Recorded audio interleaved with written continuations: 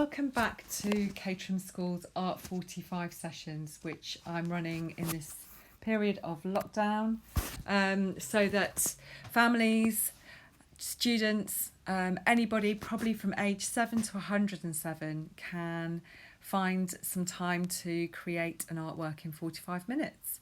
It shouldn't take longer than that, and I'm hoping to introduce you to some techniques and skills that you maybe have never tried before. My name's Rachel Beltman and I'm the Head of Art at Caterham School, and I hope you are going to enjoy this next session. So let's get cracking. This week we're going to learn to print with sellotape. My aim with these sessions is to make sure that nothing we do involves any massively specialist equipment. It should all be things that you can find at home and that you have already. And this technique will also involve some collaging with magazines. So what will you need? The list of ingredients this week are sellotape, scissors, old magazines, a chopping board or anything to protect a surface that you're going to work on, an iron without the steam on, an ironing board of course, a large heavy book and some old fabric or an old shirt. Not a t-shirt though, nothing stretchy. And at the end you might want to frame or window mount your piece that you've made. I've also put down there embroidery needles and thread, and that's just an optional extra if you wish to stitch into your piece when you're finished.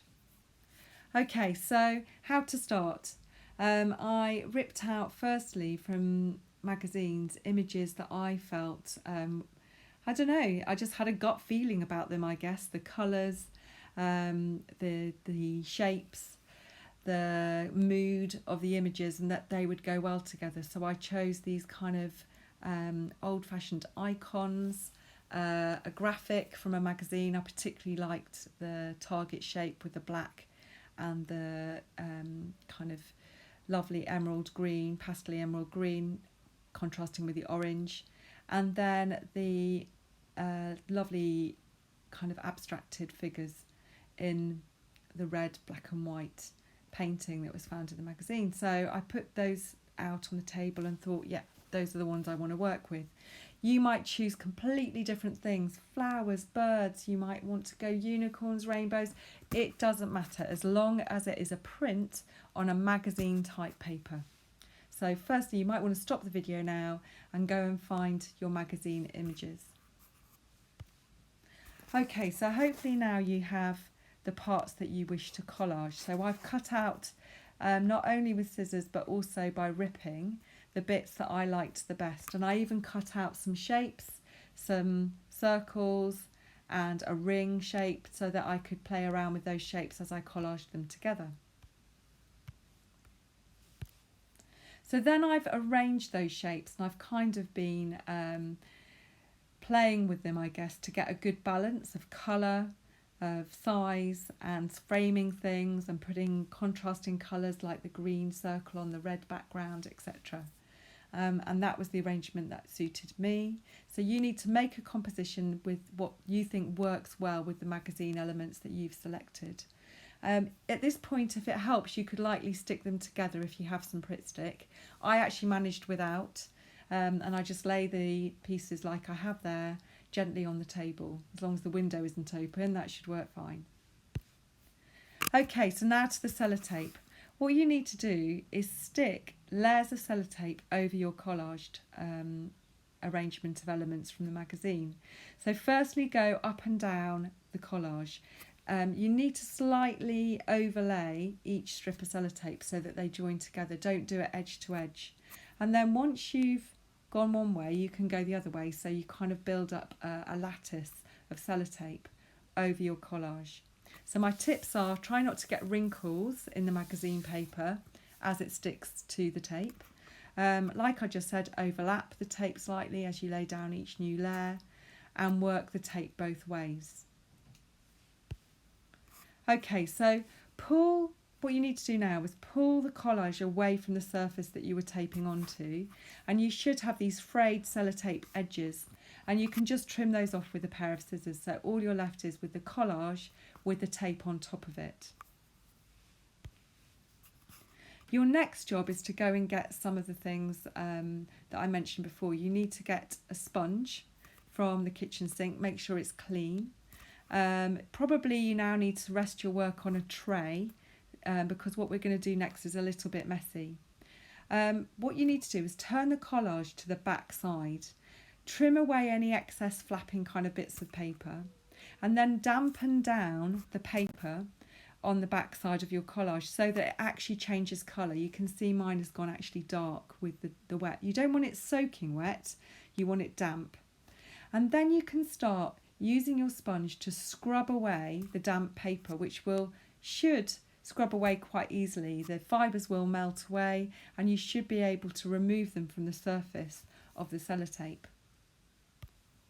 So as you can see, this is a close-up. I've scrubbed away at my paper and you can see little bits of paper left on the surface, but the print is amazing. It's almost magical. It gets stuck to the sellotape and not the paper, so your print of your collage remains on the sellotape surface that you've created. Keep scrubbing away so you lose that kind of dusty sense of the paper still being there. Okay, so now you can kind of dry off your collage. You should just be left with the sellotape with the print on it. I've wrapped mine up in a tea towel and pressed it dry. And as you can see, when it's finished, you should have that lovely collage that you made, but now it should be a transparent print on the sellotape. Amazing, hey? I do love this technique. It's kind of magical. So make sure it's nice and dry. Now at this point you need a few more elements. So you will need to get your ironing board, your iron heated to a medium temperature with the steam. If it's a steam iron, switch it off, the steam element. You need your baking parchment and you need some scrap fabric, an old pillowcase or an old shirt. If you try this on stretch fabric like a t-shirt, you'll find it doesn't work as well. So I would definitely choose a woven, cotton possibly, fabric that won't scorch when you iron it.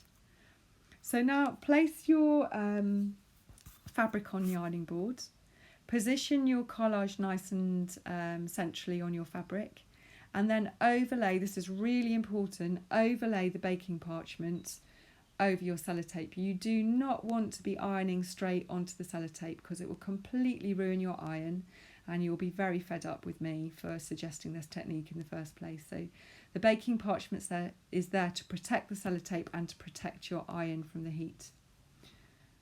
Once you've ironed it really firmly, try it maybe for a minute. Quickly, when you finish taking up the iron off, put your heavy book on top of the baking parchment and your print, just while it cools down. This ensures that the sellotape doesn't kind of wrinkle as it cools and spoil your print, so it keeps it nice and flat. At this point, it's really useful to peel off the baking parchment and see if the print has adhered. It should now be laminated onto your fabric.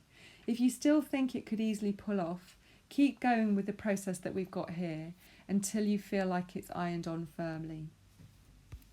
Now when I did mine, I wasn't too unhappy with this, but the gaps in my sellotape started to show, so it had a kind of aged look. So it kind of ironed with a few kind of tears in it. Actually, aesthetically, I wasn't too unhappy with that. But what I thought I would do is add some embellishments. So I took an old Sainsbury's carrier bag, ripped up a few shards of the carrier bag, laid them on top, put the baking parchment back on top of my collage, ironed it again to fuse the carrier bag into position. And that should work nicely. So there's the finished result. I have a print of my collage, slightly aged looking, which I like, with the carrier bag strips on top to add a bit of a counterpoint of colour. If you wanted to at this point, you could window mount your piece and frame it, and it would look, I think, really attractive in a frame. If you wanted to hand stitch into this, that could look really nice with a bit of running stitch if you've got embroidery threads and a needle to add an extra bit of texture. It's completely up to you, but I hope you have fun with this technique, And please email me at the school with your results so that I can showcase it on the Instagram. Okay, so see you next week.